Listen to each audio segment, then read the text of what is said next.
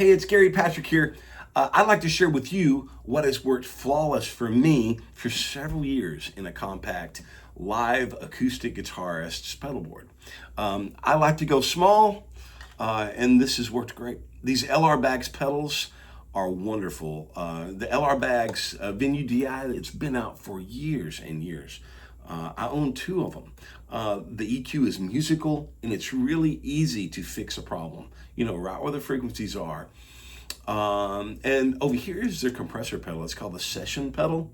It actually kind of mimics a recording desk with a transformer in it. There's a knob called saturation, and it kind of sounds fuzzy, like warm, fuzzy in a good way. You can overcook it real easy, so be careful live, or it'll just sound just kind of like you've overdriven something. But I don't use the compressor for the effect of compression. Sonically, I like to just kind of glue things together a little bit, take the transients off, and make it just feel like it's mastered. The LR Bags Reverb pedal is just gorgeous. They've tuned it for string instruments, and you can find a sound just almost instantly that works beautifully. As far as loopers, this ditto. I've got a couple of them. They work really good. I don't loop a whole bunch, but this has worked really good. I would always advocate to get a really good isolated power supply on all your pedal boards. However, this has a Volto. You remember those back before the pandemic when you could find them? They're rechargeable power supplies, and I can't say it's the quietest of power supplies, but without fail, it's worked for many years. So I just keep using it. I've got a replacement True Tone to go up in here when that thing fails.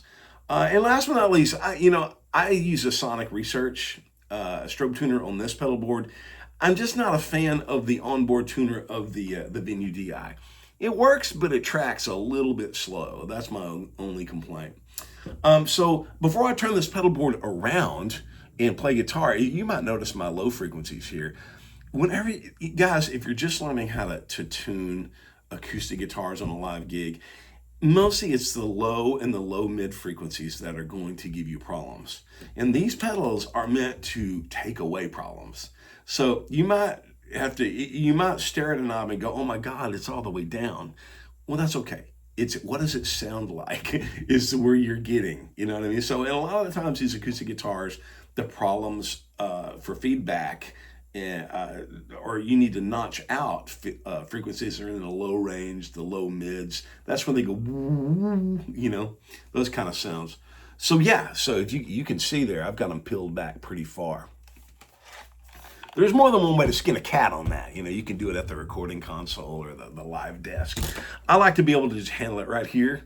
Every guitar kind of has a signature frequency that it's gonna, be bad in. All right.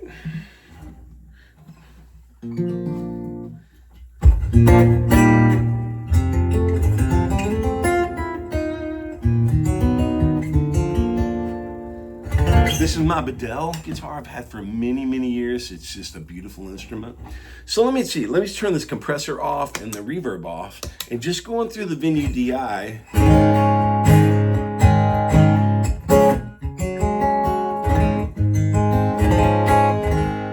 If I was to turn the compressor on,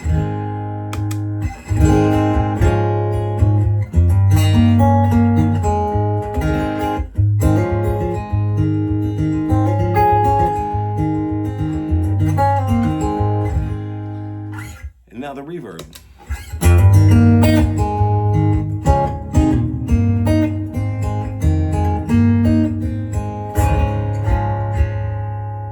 Yeah, isn't that pretty?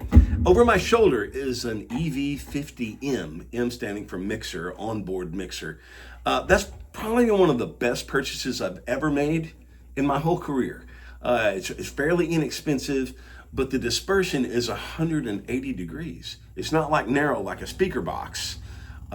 Everyone hears it. So I entertain people on patios, and and then courtyards, and then big gigs too. I'll use one of these for my band, and if it gets big, I'll use two of them. And we played to 350 people. Super loud, crystal clear, and punchy. I can't say enough about these new products. I think everybody should sell their huge speaker boxes before they end up not being able to sell them, and look into this stuff, because you can throw these things in the back of a car and make it happen. You know, I love the way the technology has gotten compact and more effective. So I will sing a little bit. I'll turn the reverb on. It's early here in Texas. I've done a couple of gigs already this week, so I'm a little groggy this morning. I'll play something low. This is my favorite Merle Haggard song.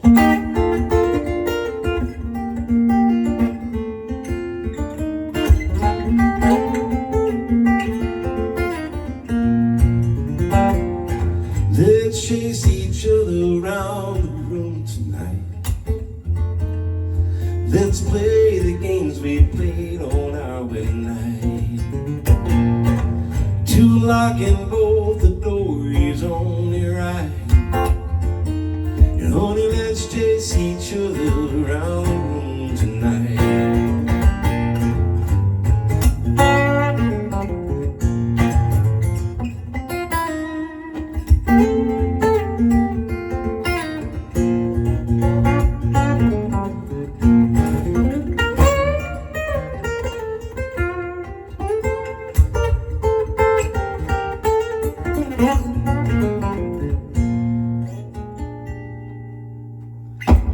Yeah, that's it.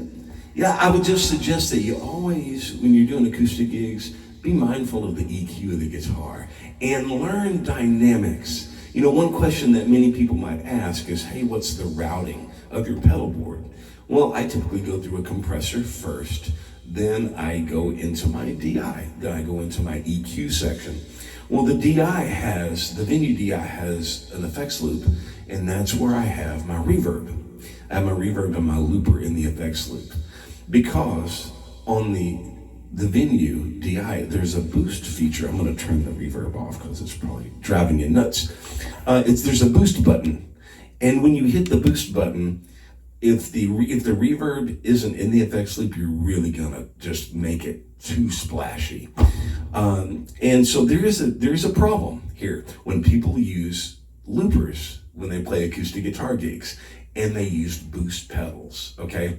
Boosts typically go in front of whatever you're using. I mean, you don't always have to, but people are complaining like, oh my, you hit the boost button and the loop goes up. Yeah, it's gonna do that. No matter where you put the boost, it's gonna make it louder. My point is learn dynamics with your fingers and your pick, okay? If you know, a lot of us start out strumming and hitting the guitar really hard.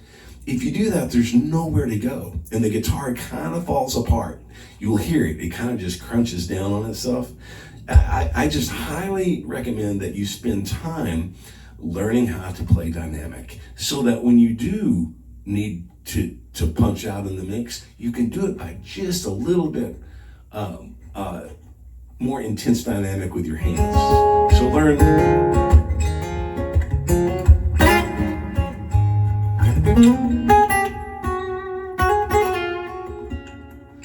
Yeah, work on your dynamics. All right, folks. Hey, thanks for taking the time to listen to this. I hope that you've gleaned something from this. I think you should all take less to the gig, and that keeps you performing more and stepping on less pedals and worrying about stuff. So, you know, get yourself a good mic. This is an SE V7.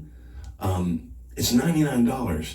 And the reason I mention it is because, you know, like an SM58, that's a standard mic, right? Well, you got to really learn how to EQ that mic to make it work, okay? And there's nothing wrong with that. We all need to learn how to EQ things. But this SE mic already comes with a built-in curve in it. It's high-passed already to kind of keep the boomy low end away. And then there's a slight dip at 1K to make it smooth. And then there's a lift at 10K. So what I'm saying is these are plug-and-play products. You know, everyone can sound really good out of the box, you know, with these LR bags, pedals, and whatnot. It's made it really easy. And this EV50M, There's mic presets on the mixer. I mean, they've made it so easy that you can go in and just do a great job yourself with not a whole lot of learning curve. So anyhow, I hope you learned something from this. If you have a question, please hit me up. And I hope you guys have a wonderful day and you get to playing music and having a good time. Thank you.